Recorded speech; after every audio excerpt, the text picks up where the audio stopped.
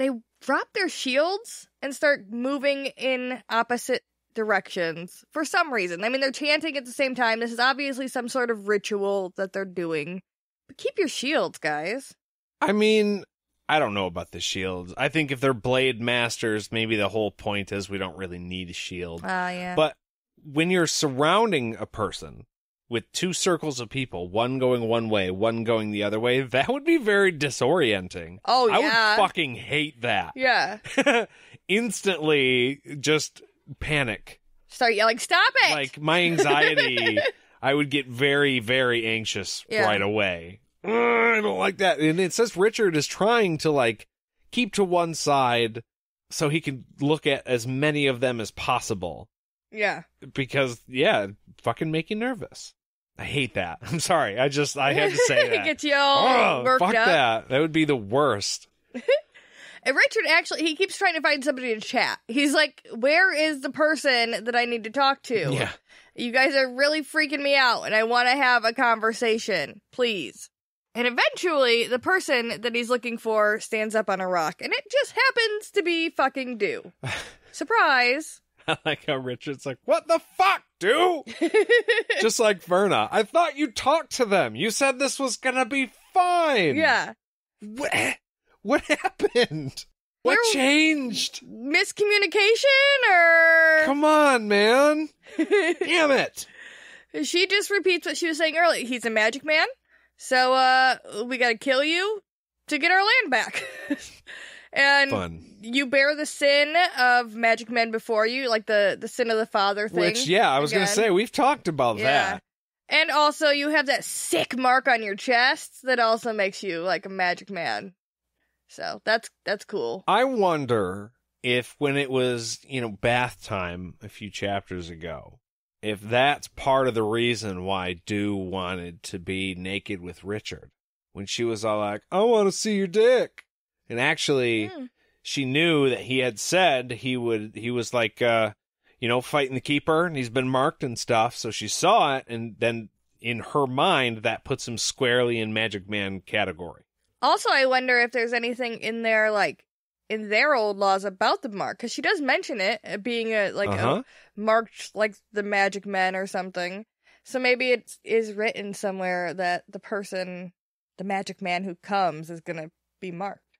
Yeah, I think we're going to have to think on all of this for a minute.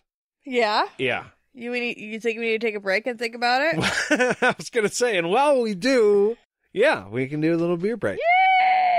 So tonight we have, from the Mitten Brewing Company, Ty Cobbler. Yes, in relation to the baseball player, Ty Cobb. It's a really cool fucking brewery. It's in the shell of an old fire department. And a lot of baseball theme in there, which I don't personally hate. But this is really good beer. This is a peach cobbler beer. Yeah, it's pretty good. Very sweet, very fruity, very light. Mm-hmm. It's a sour. It is a sour. Yeah, that's another thing. It's a sour, and Jade and I were like coming around to them last time. This is really fucking good. Yeah, I dig it. It doesn't it doesn't have that lasting flavor in your mouth that a lot of sours have. Yeah, the fermenty. Yeah, none of that. It's really good. They do really good with fruit beers when they do them. Mm-hmm. And if you guys ever get the chance to get to Grand Rapids, Michigan, you should definitely go there because they also have some of the best pizza like anywhere. I actually believe that they now have a location in maybe Saugatuck and maybe up north by Petoskey. Really? Or Traverse City, somewhere up there, yeah. I'd believe it. Yeah. It's really good. So if you're in Michigan, just look for it. Hopefully you'll find it. So we are going to have one more of these, and we'll be back right after this.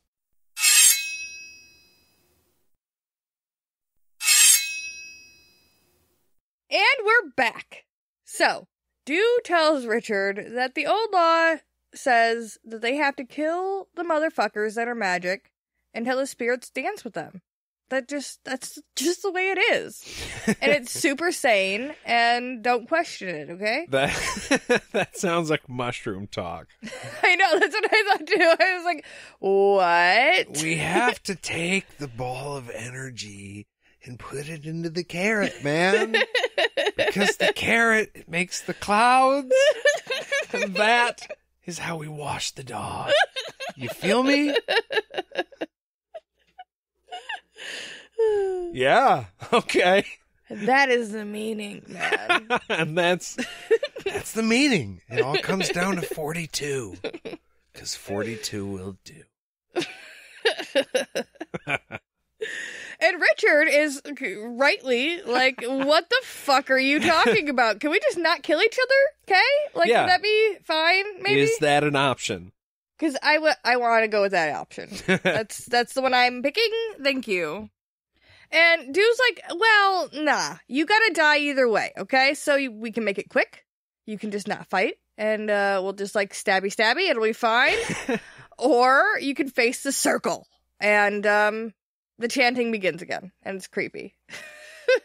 They kind of decide for him. He Yeah. doesn't really get to say, like, okay, I'll fight you guys. He just keeps saying how he doesn't want to do it. But yeah, again, the disorienting circle. I fucking hate it. Yeah, I think the thing is either you're gonna lay down and just let us do the stabby, or you're gonna fight. So Yeah. we're gonna do the circle either way. We're fighting you. Yeah. Regardless if you want to fight us. Deal with it, bitch.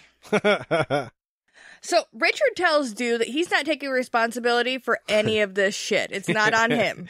It's like the big guy in a fight when the little guy is swinging his arms at him and he's got his head on his forehead like, dude, no, I don't want to fight you. Stop it. Come on, motherfucker. Let me kick your ass. All right. Okay. But you're literally asking for it. All the witnesses see that I tried. Yeah. I tried to back him off. Now, I don't think Richard has that same confidence. I mean, who the hell would? But that's what it made me think of, and it cracked me up. Well, I don't know, because when Dew brings up the odds here, 30-1, she's like, you don't have to worry about us, okay, yeah. honey? We're going to be fine. Richard's like, hey, yeah, those odds don't look very good for you. I mean, that's Dwight from The Office, right? Yeah. Then he spouts off some knowledge about how they can attack him from different angles, but only one or two at a time. And that, like, it didn't come from him. It surprised him when it came out of his mouth. He's like, I don't know where the fuck that came from. And Dew's like, oh man, you understand the dance with death, but you're gonna die anyways, so that sucks. So attack! Yeah.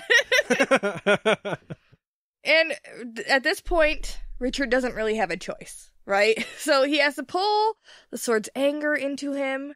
He says, Blade, be true this day. Fucking awesome. And he's ready to fuck some shit up. Potential tattoo material. Just saying. He starts to hear voices in his head, though, at this point that aren't his own. And it reminds him of his time on the Wizard's Rock. And again, it seems like not an ideal time to be, like, drifting in and out of consciousness and thinking about other things. I mean, I get that's not really what's happening. He's like, he's just being imbued with the knowledge, but he's taking the mushroom trip. Yeah, it's strange for a second. But he realizes that the prophecy means that he's supposed to use the knowledge of the dead people that he has in his head. And the sword holds the knowledge from those before, so he can have the knowledge of the people in the sword in his head. Essentially, calling forth the dead. Yes. Which was confusing as hell. Yes. And also, dancing with the dead. Yes. Or, dancing with death. Spirits. Yeah. Yes. It all is explained. It's all there. I mean, just 30 seconds ago, until we dance with death, and Richard's like, yeah. What the fuck are you talking about? But the problem with that is now he understands that he's got to fight 30 fucking people. Yeah. And using this dance with death and this information that he just got to fight above a level that he's ever fought in his entire life. Yeah. But he does it. He's a fucking badass with Not a sword. only does he do it, it's over in like 30 seconds. Yeah, it's pretty quick. He just kills him. when it starts, though, he lops off the hand of one of the people. Yes, he does get a hand. And he realizes that they're not all men. There are women in here. But it doesn't even matter because they're trying to kill me, so it is what it is. They're going to fucking get chopped. Yeah, but from like the 3rd chapter, we know Richard is above that shit anyways. He's like, I don't care, I'll hit a woman. Yeah.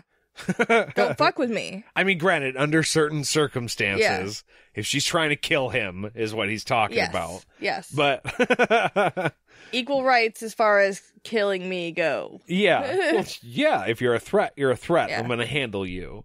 But I did think it was interesting that he took the time, like, oh, shit, that was a lady. Oh. Oh, tits. Okay. The Bakabanmana are woke. Yeah. Got the lady soldiers, too. Yeah, they can fight just as good as the men. They're not just getting fruit and making baskets and shit. She's deadly. So Richard becomes the bringer of death, and the night erupts into a mist of blood. Holy shit.